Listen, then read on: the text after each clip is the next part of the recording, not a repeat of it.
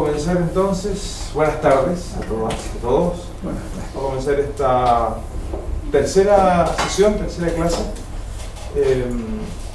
para seguir conociendo el libro de los Hechos de los Apóstoles, que es lo que nos convoca esta tarde.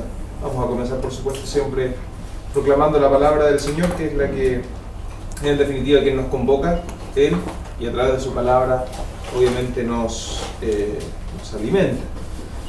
Nos unimos también en la comunión del Espíritu a todos los hermanos y hermanas que nos puedan estar también siguiendo a través de la transmisión o de los videos que... Hola, buenas tardes. Hola. Que nos puedan estar siguiendo, puedan seguir la clase a lo mejor a través de la internet, especialmente quienes son de más lejos. Desde Chile también para ellos, hoy es un saludo cariñoso.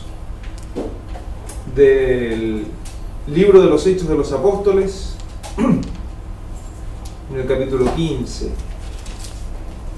versículo 27 y siguientes.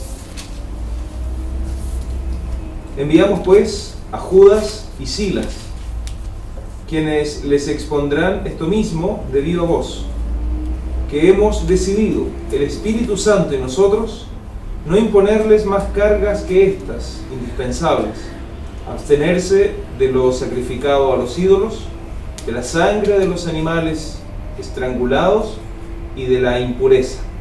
Harán bien en guardar todas estas cosas. Adiós.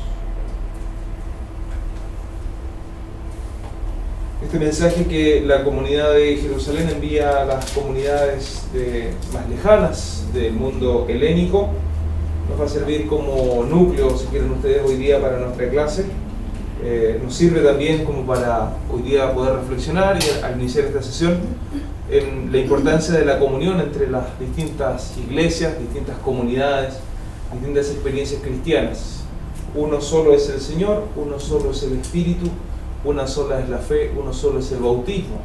Por lo tanto, que a ejemplo de la primera iglesia, la primera comunidad, la que hemos estado estudiando en los Hechos de los Apóstoles, podemos también nosotros colaborar para esa unidad, unidad que el mismo Señor quiere, unidad que el mismo Señor ya en el Evangelio queda puesta en su boca, que todos sean uno, Padre, como tú y yo somos uno. Que esa unidad, o que hacia esa unidad nos puedan servir también estos cursos, estos estudios que estamos haciendo de la palabra del Señor. En sus manos, bajo su mirada amorosa y providente, colocamos nuestra vida, nuestras familias, nuestros trabajos, nuestro cansancio, nuestros anhelos, en fin, toda nuestra vida, nos ponemos en las manos de nuestro buen Padre Dios y a Él nos dirigimos con la oración de los hijos. Padre nuestro, que estás en el cielo, santificado sea tu nombre, venga a nosotros tu reino, hágase tu voluntad en la tierra como en el cielo. Danos hoy nuestro pan de cada día, perdona nuestras ofensas, como también nosotros perdonamos a los que nos ofenden. No nos dejes caer en la tentación y líbranos del mal. Amén. En el nombre del Padre, y del Hijo y del Espíritu Santo. Amén. Muy bien. Brevemente, sucintamente, muy precisamente, una mención para retomar después de unos cuantos días a lo mejor sin estar tan metido en el tema de los hechos, un brevísimo repaso de lo que ya hemos visto, sin contar la introducción, por supuesto, que como introducción, bueno, lo vamos a dejar ahí como introducción, pero la segunda sesión, la clase anterior, les contaba yo que nos íbamos a enfocar ahora en el tema de ver el libro de los Hechos, o la historia del libro de los Hechos, más que irnos a los géneros literarios, que es súper interesante, y los detalles, pero vamos a tratar de verlo también en su globalidad, y vamos a dividir el libro, la historia que cuenta el libro, en etapas.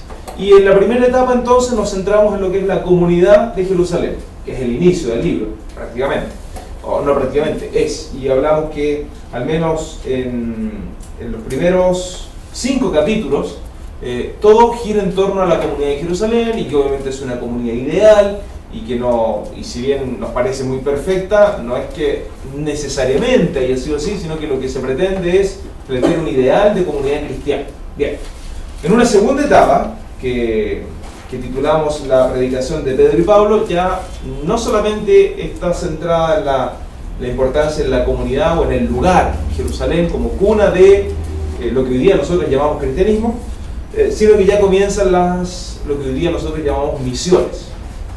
Comienza la predicación de Pedro, por supuesto, de Juan, de los demás apóstoles, se entiende, pero también aparece Pablo, que de perseguidor se vuelve un perseguido, por así decirlo, un enamorado de Cristo, un apóstol, se define él mismo, y a través de su predicación muchos otros comienzan a convertirse y a abrazar la fe, y surgen al menos dos grupos claros: el de los hebreos, que son todos los cristianos, pero que antes habían sido judíos, y los judíos no solo de religión, sino que también de raza, de tradición, de cultura, de manera de pensar, manera de actuar. Por eso se les llama más que judíos hebreos, el grupo de los hebreos, y como contraparte el grupo de los helenistas, que también había judíos de religión, pero que su manera de pensar, su cultura, sus estudios y el lugar donde vivían, que claramente no era Jerusalén y sus alrededores, sino que vivían en lo que se llama técnicamente la diáspora. Judíos que dejaron su tierra, la tierra prometida, que dejaron su patria, por llamarlo de alguna manera, y que se fueron asentando en distintas localidades de lo que en la época es el mundo, que es el Imperio Romano. Son judíos de religión, son judíos a lo mejor de raza, pero culturalmente están más influidos por la cultura griega. Por eso se les llama helenistas o griegos. A veces se hace la distinción simplemente entre judíos y griegos. Tal vez todos eran judíos, solo que culturalmente tienen una manera de pensar distinta.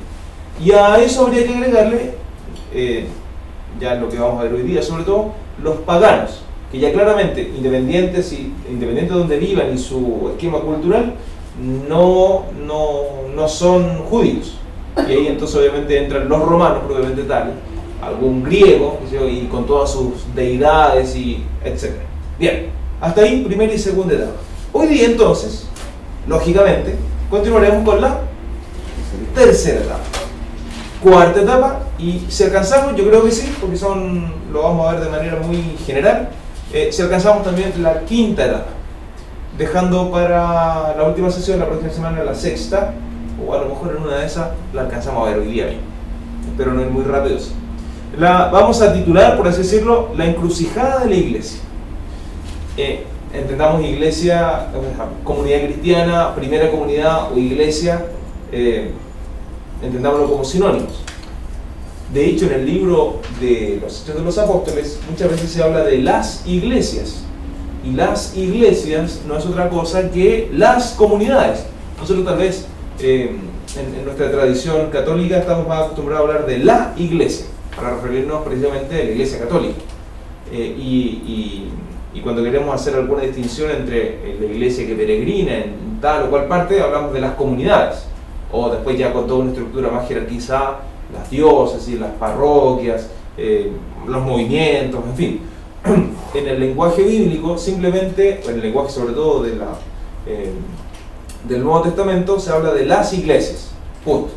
Y las iglesias son todos cristianos, ¿se entiende? Pero son distintas comunidades: la iglesia de Jerusalén, la iglesia de Corinto, la iglesia de Roma finalmente, etc. Bien, hablamos entonces en esta tercera etapa de una encrucijada.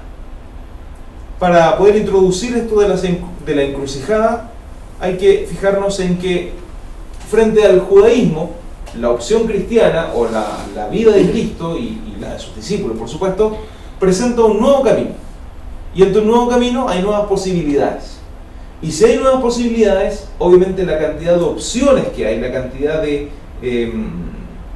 caminos para obrar, para actuar, para predicar, en fin, todo lo que tenga que ver con la evangelización, por supuesto que se va a ampliar. Entonces, una opción, como pueden ver ahí ustedes en la proyección, es continuar simplemente el camino judío. Continuar simplemente lo que han sido las tradiciones de la ley de Moisés, continuar simplemente participando en el templo, como vimos en la primera etapa. Los primeros cristianos participaban en la oración en el templo, pero también participaban de la oración en las casas. No es que haya habido confusión, sino que hay un momento de transición, si se quiere. Bueno, ya en una tercera etapa, en el libro de los Hechos, vamos a darnos cuenta que esto ya no es simplemente una transformación, un camino que se sobrepone al otro, que es una evolución o como queramos llamarlo, sino que ya se va a ir convirtiendo en una suerte de conflicto, se va a transformar en una pregunta que claramente hay que contestar. una decisión, hay que hacer un discernimiento, hay que tomar una opción. ¿Seguimos por el camino de nuestras tradiciones judías o no? Bueno, si seguimos, eso no requiere mayor análisis. Seguimos, ¿no? Listo. Bueno, y si no, ¿qué vamos a hacer? Bueno, si no seguimos, habrá que abandonarlo todo, o habrá que abandonar solamente algunas cosas. O se podrán seguir practicando o viviendo ciertas cosas y otras no. Habrá que hacer una suerte de purificación, habrá que hacer una suerte de elección, algo que incluso hasta hoy día no digo como opción profunda o fundamental en la vida, pero muchos empiezan, mira, voy a tomar esto me gusta de esta religión, esto me gusta de esta otra filosofía, esto me gusta, no, esto no, es muy complicado, esto es más cómodo, y empiezan a tomar un poco de todas partes, no tiene nada que ver con esto, pero un poco la dinámica del cuestionamiento es esa. ¿Habrá que seguir con todo lo que significa ser judío? ¿Habrá que dejar todo lo que significa ser judío? ¿O habrá algún tipo de matiz? Son los cuestionamientos que podemos imaginarse en la primera comunidad. Otra opción, lo que yo he puesto ahí, entre comillas, porque no es tan así tampoco, el encierro apostólico. ¿Nos tenemos que encerrar solamente en lo que dicen los apóstoles? Los apóstoles dicen que Jesús, que era de Nazaret, murió porque en realidad es el Mesías y resucitó. Y nosotros hemos puesto nuestra vida y nuestra confianza en Él. Eso es lo que dicen los apóstoles, básicamente. ¿Nos quedamos solo con eso? O, y ahí bueno, se une un poco con la anterior, con la primera en realidad, o es que si Jesús es el Mesías, hay que entonces tener en cuenta toda la historia hacia atrás, la historia del pueblo de Israel esperando al Mesías, qué significa Mesías para Israel, qué significa este profeta que estamos esperando, qué significa este nuevo rey, este Emanuel, ¿tiene sentido o no tiene sentido? Bueno, todo ese cuestionamiento. Y como para no seguir aquí haciendo Biblia ficción, nos encontramos con una suerte de respuesta, con algo que en el fondo es lo que va a pasar, que es, por una parte, la fidelidad a esta tradición que viene desde Abraham, desde el origen, pero al mismo tiempo la integración de lo nuevo. De hecho, podríamos decir que siguen el espíritu que el mismo Jesús nos da a conocer en Mateo. Todo maestro de la ley convertido al reino de los cielos sabe sacar de entre sus cosas lo nuevo, lo viejo, y sabe en el fondo hacer estos como complementos, esta síntesis. Es un poco lo que busca la iglesia. Hasta aquí todo bien, porque hasta aquí está todo muy intelectual, muy conceptual, y todo cuadra muy bien. Ustedes saben que el papel y ahora los PowerPoint aguantan mucho. Vamos bien. Pero ese es el cuestionamiento, ese es el principio. Ahora, claro, estas nuevas posibilidades, estos nuevos caminos, claramente nos llevan, o llevaron a la iglesia, a la primera iglesia, no tan rápido, ahí no, a tener conflictos, incluso en un momento a entrar en crisis. Los conflictos primeros entre por así decirlo, los primeros que se notaron fueron los conflictos que tuvieron los cristianos con los judíos y con los paganos. Ya hacíamos recién una distinción, hablamos de cristianos y los cristianos no aparecieron de la nada. Los cristianos son judíos convertidos al cristianismo, paganos convertidos al cristianismo, y dentro de los paganos, en el sentido pagano, hay que entenderlo como un no judío. Todo aquel que no era judío, desde el punto de vista de la religión, era un pagano. Entonces, desde el paganismo, desde el judaísmo, hay cristianos. Y dentro de los que vienen del judaísmo están los que están ahí en Jerusalén y sus alrededores, los que están en la patria y los que están en la diáspora, los que están afuera, pero que siguen, con el influjo cultural correspondiente, siguen viviendo sus tradiciones. Ahora, pasó algo, uno lo puede ver a lo largo, si uno leyera el libro de los Hechos, siempre en clave catequética, porque no es un libro de historia, pero si uno lo leyera como historia, como desde el capítulo 1, versículo 1, hasta el capítulo 28, versículo 31, ahí está, me voy a contar el versículo, capítulo 28, versículo 31, del primero hasta el último,